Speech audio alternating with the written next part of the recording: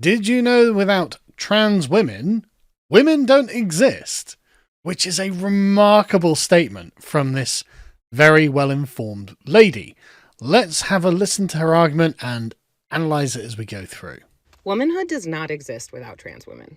I'll say that again. Womanhood does not exist without trans women. Okay.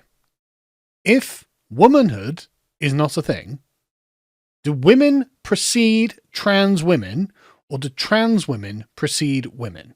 It must be that women came first and trans women came afterwards. Because otherwise, why wouldn't we just call trans women women or something else? Why would we use the word woman that was then later appropriated to the female gender? Why would that be the case? It must be that woman as a descriptor for the female gender preceded transness, right? So actually, it's the other way around. Trans woman wouldn't exist if woman doesn't exist. And it is piggybacking as a concept on the concept of woman.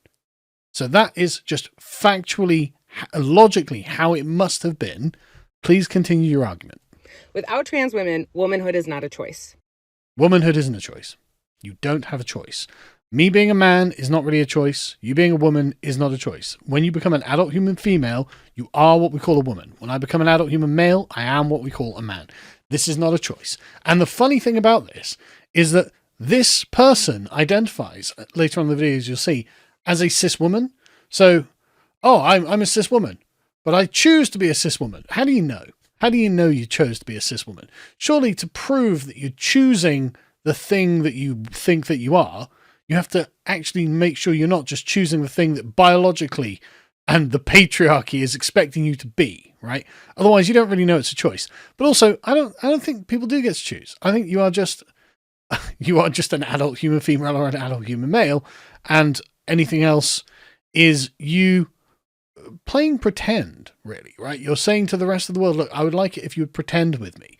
And like I said, sometimes yes, sometimes no. I'm not even like that hard on it, depending on how nice the person is, basically. But this kind of attitude where you think you're logical and you're not, the logic you're using is actually completely back to front, with the very hardline attitude on it, makes me just want to be hardline as well and say, no, absolutely not. Everything you're saying is wrong, and I'm going to come down hard on the patriarchal side. Sorry. Gender becomes a fucking prison. Gender is just what it is. Like, again, you're pretending as if you can just do other things, but nobody actually treats these people like women. Nobody actually treats transgender women to men as men, right? I'm not gonna, if Elliot Page pisses me off, right? If a man sufficiently pissed me off, I would offer them outside and we would have a fight, right? That's not going to happen with Elliot Page, right? That's not going to happen. I don't think that the same rules apply. And so it is still, in this way, a prison, psychologically, subconsciously, whether you like it or not. All of the pretense on the front end of gender, like that you want to play around with, okay, but I don't have to agree to it. And when the reality comes calling, your transgender women are not going to need cervical smears. They will need prostate exams, though. Just saying. Okay, a cage constructed of oppressive binaries designed by white supremacy and built by the patriarchy. Right. Gender was never designed. Right.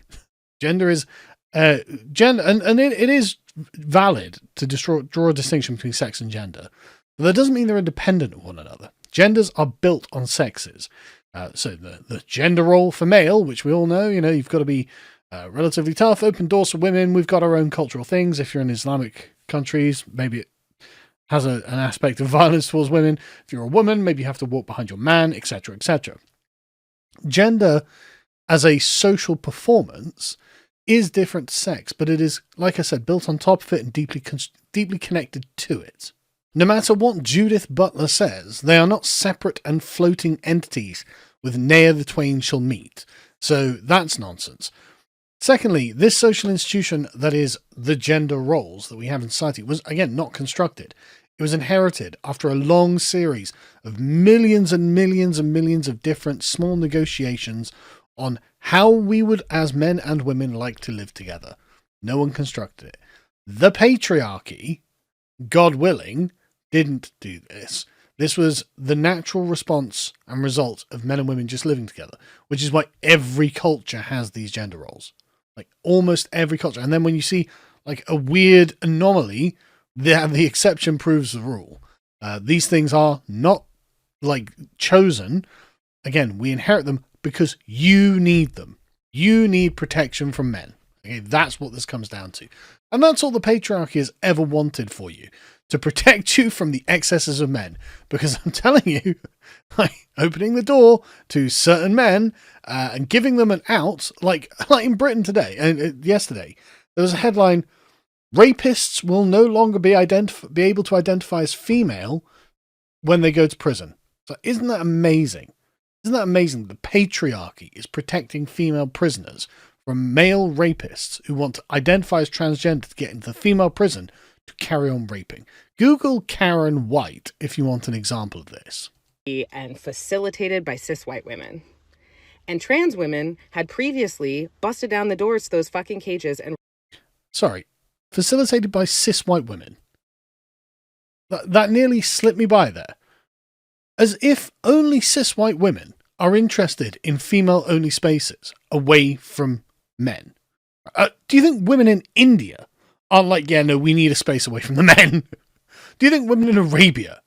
Do you think women like in China or in South America or in Africa are like, yeah, no, we bring all the men into our spaces, it's totally fine. No, these women need spaces away from men. In fact, probably more than European women need spaces away from men, frankly.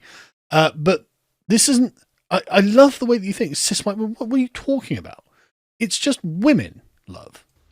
And trans women had previously busted down the doors to those fucking cages and released us to a world of autonomy. I love the way, yeah, trans women, otherwise known as males, released us, right? Women, again, not autonomous, can't do it for themselves, apparently. What happened to empowerment? What happened to female empowerment? What happened to feminism? Chicks doing it for themselves, all that sort of stuff. No, males had to come in and save you from the gender binary. The thing is, that hasn't happened, has it? It's just nonsense. It's a total fiction in your head. That's not the case, and no one believes it, which is why currently in Britain they're literally legally ruling against it. This is a fiction you've been playing out, and eventually the damage that the fiction has done has got so great that even the woke Supreme Court has had to say, yeah, this isn't how things are going to be. And opportunity and choice. You don't have opportunity and choice to be men. I'm sorry, but nobody thinks that women pretending to be men are men. And you can look at any example, like how many women, female to male transitions have there been that have won an Olympic gold medal in any medal in men's sporting competitions? Nobody thinks you can't just become men and we can't just become women. Again, this has been a social fiction. In reality, it doesn't hold up. Again, biologically, it's just a fact that we are different, and it's not good and it's not bad, and it's not a prison, it's just reality. That you are saying that reality is imprisoning you. And we wanted the choice not to be women, even though I, as a woman, chose to be a woman, which is really weird. Why would you choose to be a woman if you have male privilege on offer? Why would you choose to be oppressed if the option is ahead of you? And I think it's just because the option isn't ahead of you. You don't have that choice. You don't have the choice to embrace male privilege. And when a woman pretends to be a man sufficiently well, like Nora Vincent did, she's like, oh, being a man is lonely. Being a man is hard. Being a man is depressing. And she ended up killing herself because she got depressed over it. So just saying, I think you can enjoy your female privilege and you're welcome. And there is no limit to the amount of rights and privileges that trans women have fought for and afforded us. Right. That's a massive problem, isn't it? No limit to the number of rights and privileges. I don't want you to have infinite rights and infinite privileges. I actually think there definitely should be a limit to anything that you're given, right? There's no limit to rights and privileges. That is a mad statement. No, you should definitely have limits. Know your limits, women. That's Harry Enfield. No. I mean, I don't see how you think that trans women have done this. But yeah, no, definitely everyone should have limits. Everyone should have an enunciated set of rights, and that should be it. Like, boom, done. We've got the rights. Now, get on with your lives. And she's like, no, we need infinite rights and infinite privileges. It's like, no. I mean, you have, like, from my perspective, an unbelievable amount of privilege, but that's because you're a straight, cis, white woman, and I'm not. So I can see when someone has more privileges than me. Furthermore, nobody respects, values, understands, or embodies womanhood more than trans women.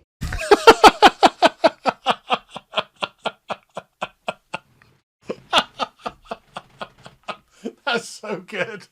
That's so good. That's right, ladies. What would you know about womanhood? Look at this man who's dressed as a woman. Look at this person who's literally male, who started being a woman at the age of 27. Don't they know way more about being a woman than you? Don't they embody it better than you do? And the answer is, of course, no. The best they can do is essentially become a pantomime woman. Like, dress up as a woman, wear the trappings of womanhood, but they can never essentially embody womanhood because they are, of course, biologically male. And again, I'm not trying to be mean or anything. I don't want to be mean about this, but it's just facts. It's just the fact of the matter that obviously biological women embody womanhood better. And it's because womanhood is fundamentally predicated on the ability, drumroll please, to give birth. It is predicated on the ability to bear children, gestate children, bear children, and then help raise children. I mean, it's just so preposterous. The idea that men dressing up as women can somehow embody womanhood better than women. It's nonsense. Total, obvious nonsense. And it's the same in the other way. Like, the embodiment of masculinity is frankly violence, right? And men obviously do that. They embody that far better than women do. And I'm not just saying random, uncontrolled violence or anything, but that is the essential characteristic of a man. Whereas the essential characteristic of a woman is the ability to give birth. And therefore, basically, trans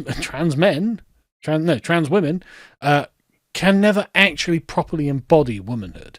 Because, of course, they can never be mothers. Because how else do you explain relinquishing that proximity to power, the perceived male privilege, in pursuit of womanhood? I'm going to do the Adam Conover finger. Well, maybe.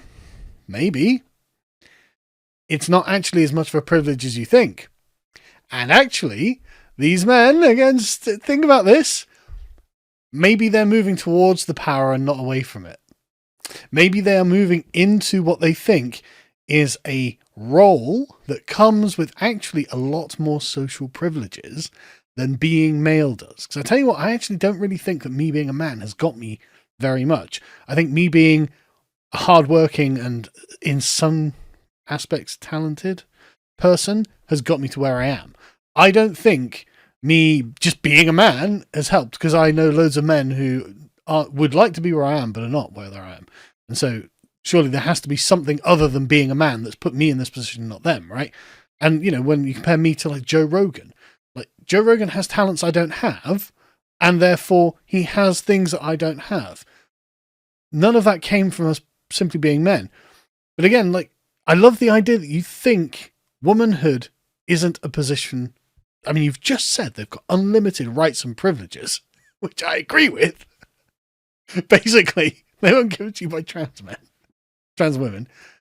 But I love the fact that you're like, yeah, these people have got unlimited rights and privileges, which is why they gave up the power of being men to become women. Because actually the power of being a man is not very great intrinsic, qua being a man, intrinsically to being a man. But there is a great deal more power intrinsic in being a woman, which is to compel the opinions of men. The opinions of men are formed by and are to help women. Men will rally resources and power that they possess to help women. So trans women, when men moving into becoming women, I don't think they're moving away from the cockpit of power here, actually.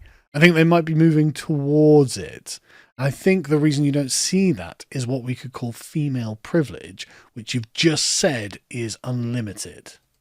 In pursuit of womanhood, knowing the subjugation and the victimization and the adversity you will face. You just told us that women were free, women liberated by trans people to give unlimited rights and privileges. Like, I'm sorry, I don't see you as being subjugated at all. I don't think anyone else does. I mean, all the laws are on your side and against the men. Try going through a divorce court, right? Like, it's such a preposterous rendering of the way the world is. And it's the sort of person who's literally just constantly on Blue Sky, I imagine, or on TikTok. For that choice to be you. And on the contrary, it is cis white women, my fucking peers, shoving us back in that fucking cage and closing and locking the door. I love the way that she was just saying, look, it's, imagine the oppression these trans women face. And it's like, yeah, okay. I mean, let's just assume from your perspective, they are doing that. Why is it now about cis white women? Like you say, oh, but you've locked us, the cis white women have locked us back in the cage of gender. It's like, yeah, but it's not really about you. I thought you had limited privileges. Isn't it about these people who you're trying to defend? But even in doing that, you're like, yeah, so it's all about me, the women. Because again, like the focus is just always women. And you know what? That's totally fine. As a patriarchal man, that is totally fine. That's the point. But let's not pretend that it's not. Let's not pretend the opposite. But not before they secure a spot beside us first. So allies need to get so fucking for real right now and realize that there is no world without trans women. There is no womanhood without trans women. Nonsense, and we need to start fucking acting like it. Oh, yeah, you need to start acting like it. That is incredible. Absolutely incredible. Like, so this is how just phenomenally delusional these people are. It's one thing playing at, like, pretending that this thing is the case. And like I said, I'm happy to indulge it to a certain degree. I'm not hardline on it. Like Ben Shapiro is hardline on it. I don't see the point. Depending on the person and how nice they are and things like that. But when it comes to this kind of perspective where it's just like, right, okay, they actually invented everything. They invented womanhood. The world is over with that. No, shut up. That's just ridiculous. You sound like a clown.